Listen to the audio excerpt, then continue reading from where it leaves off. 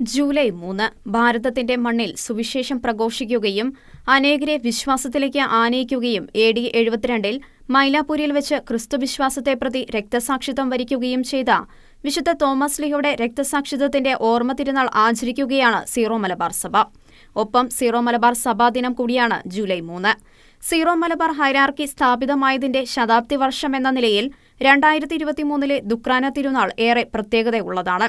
സഭാ ആസ്ഥാനമായ Kakkanad saint Thomas മൗണ്ടിൽ പതാക ഉയർത്തിയതോടെ ആഘോഷങ്ങൾക്ക് തുടക്കമായി. സീറോ മലബാർ സഭ മേജർ ആർച്ച് ബിഷപ്പ് കർദിനാൾ മാർ ജോർജ് ആലഞ്ചേരി ആമുഖ സന്ദേശം നൽകി. സഭ നേരിടുന്ന പീഡനങ്ങൾ വളരെയേറെ ദുഃഖമുളവാക്കുന്നവയാണ്.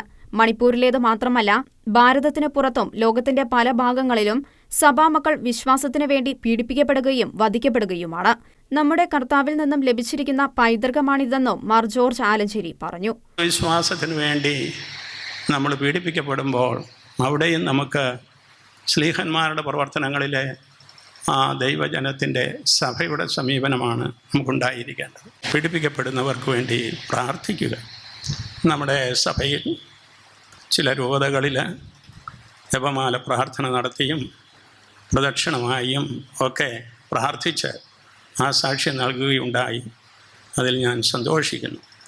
പ്രിയമുള്ളവരെ, നമ്മുടെ രൂപതകളിലെല്ലാം പീഡിതർക്ക് വേണ്ടിയിട്ടുള്ള പ്രാർത്ഥന എപ്പോഴും ഉണ്ടാകേണ്ടതാണ്. അതാണ് കർത്താവ് ആഗ്രഹിക്കുന്നത്. ആദിമ സഭയുടെ ചൈതന്യവും അതുതന്നെയാണ്. തുടർന്ന് നടത്തപ്പെട്ട റാസ കുർബാനയ്ക്ക് സീറോ മലബാർ സഭ കൂരിയ മെത്രാൻ മാർ സെബാസ്റ്റ്യൻ വാണിയപുരയ്ക്കൽ കാർമ്മികത്വം വഹിച്ചു. പ്രാർത്ഥനയോടെ ക്ഷണിപ്പു സ്വർഗ്ഗത്തിൽ നിന്നുമിതാ റൂഹാ വന്നു വസിച്ചു വിശുദ്ധൻ തിരുഗാത്രം പാവനമാക്കുകയാണി ത്യാഗത്തിൽ തൻ ശോണിതവും. ഫാദർ തോമസ് മേൽവട്ടം ആർച്ച് ഡീക്കനായും CST superior general father Jojo വരക്കുകാലയിൽ വചന സന്ദേശവും നൽകി. നമ്മുടെ ഉള്ളിലുള്ള വിശ്വാസ ചൈതന്യത്തെ വീണ്ടും ഉജ്ജ്വലിപ്പിക്കുകയാണ് ഓരോ ദുക്രാന തിരുനാൾ എന്ന് വചന സന്ദേശം മധ്യേ ഫാദർ ജോജോ വ്യക്തമാക്കി.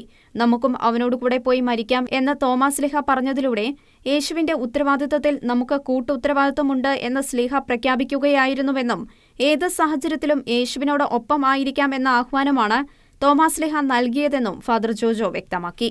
സഭാ ആസ്ഥാനത്ത് നടന്ന ഭക്തി നിർഭരമായ റാസ കുർബാനയിൽ വൈദികരും സന്യസ്തരും ആൽമായരും ഉൾപ്പെടെ നിരവധി പേർ പങ്കെടുത്തു. സീറോ മലബാർ സഭയുടെ ദൈവാലയങ്ങളിൽ ദുക്രാന തിരുനാളിനോടനുബന്ധിച്ചുള്ള തിരുക്കർമ്മങ്ങളും മറ്റു പരിപാടികളും നടത്തപ്പെട്ടു. ഷെഗ്ന ന്യൂസ്, കൊച്ചി.